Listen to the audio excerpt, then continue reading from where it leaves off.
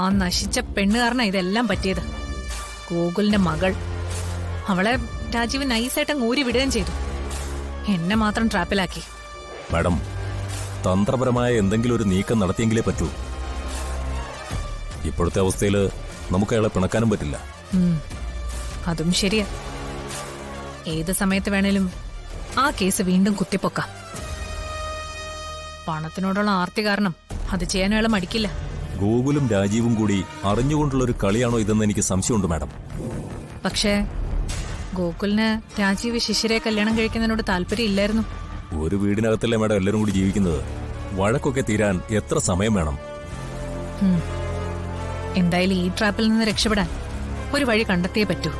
അതെങ്ങനെ പറ്റും? കമ്പനിയുടെ 45% എന്നൊക്കെ പറയുമ്പോ ഒരു ഭീമമായ തുകയല്ലേ മാഡം? അതെ. രാജീവിന് തൽക്കാലം പിണക്കാനും പറ്റില്ല. എന്നാൽ ഞാൻ ഉദ്ദേശിക്കുന്ന രീതിയിൽ കാര്യങ്ങൾ വരികയും വേണം. എന്താ മാഡം? മൂർത്തി, നാളെ രാവിലെ തന്നെ നമ്മുടെ വക്കീലിനോടൊന്ന് വരാൻ പറയണം. വക്കീൽ വന്നാൽ മാത്രമേ കാര്യങ്ങൾ ഞാൻ വിചാരിച്ച രീതിയിൽ നടക്കൂ. മാഡം ഉദ്ദേശിക്കുന്നത്? എന്റെ കയ്യിലൊരു വജ്രായുധമുണ്ട്. ഞാൻ അതങ്ങെടുത്ത് പ്രയോഗിക്കാൻ പോവാ. അത് രാജീവിന്റെ കാര്യം കൊണ്ട് മാത്രമല്ല, മറ്റു പല കാരണങ്ങൾ കൊണ്ടും ആ വജ്രായുധം ഉപയോഗിക്കേണ്ട സമയമായി.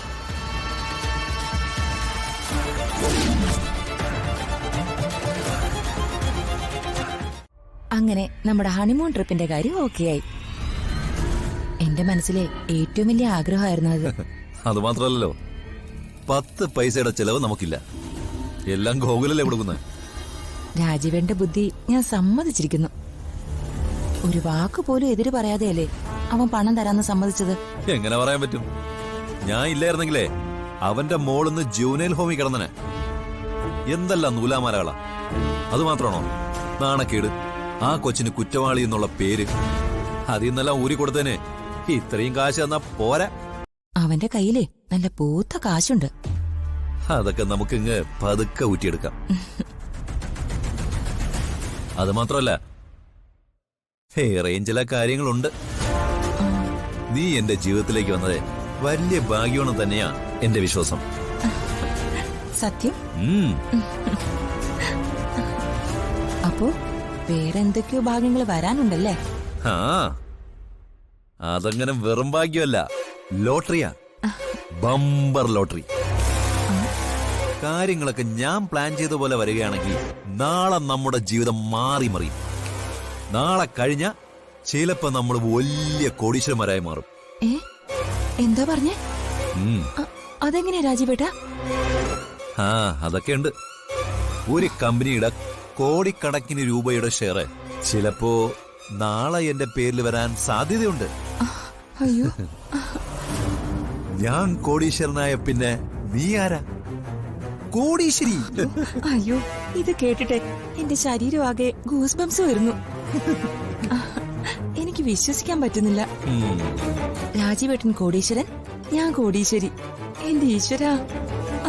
കൈവിട്ട് പോയെന്ന് ഞാൻ കരുതിയതാ. പക്ഷെ ദൈവം അതെന്റെ കയ്യിൽ തന്നെ കൊണ്ടുവന്നു. ആ ഭാഗ്യം കൊണ്ടാണ് നീ എന്റെ ജീവിതത്തിലേക്ക് വന്നത്. നീ എന്റെ ഭാഗ്യമാണ് മോളെ.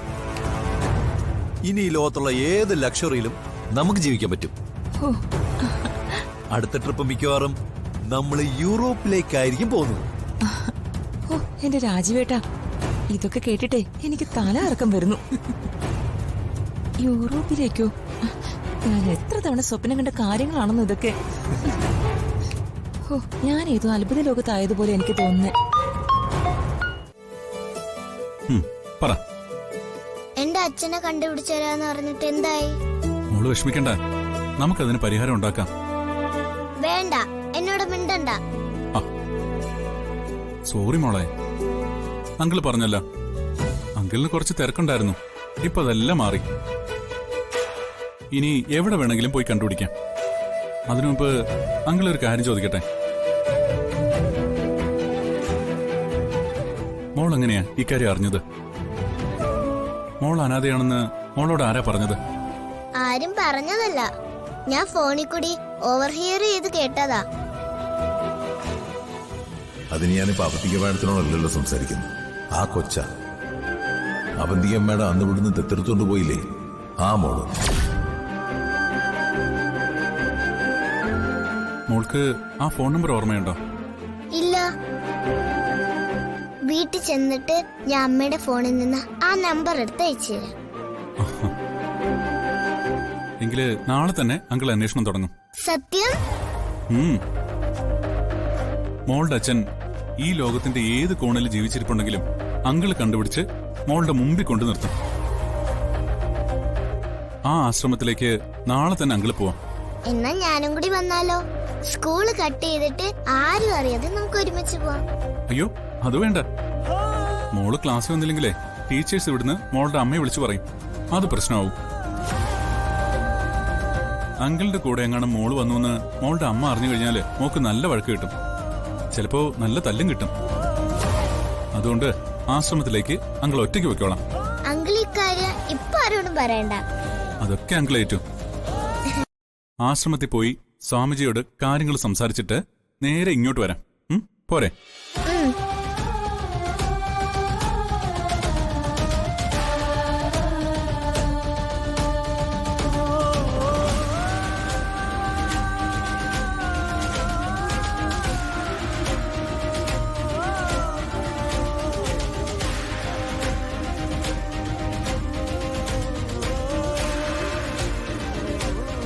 മോള് ധൈര്യമായിട്ടിരിക്കെ. മോളുടെ അച്ഛനും അമ്മയും ആരാണെന്ന് നാളെ തന്നെ മോൾ അറിയും. പോരെ?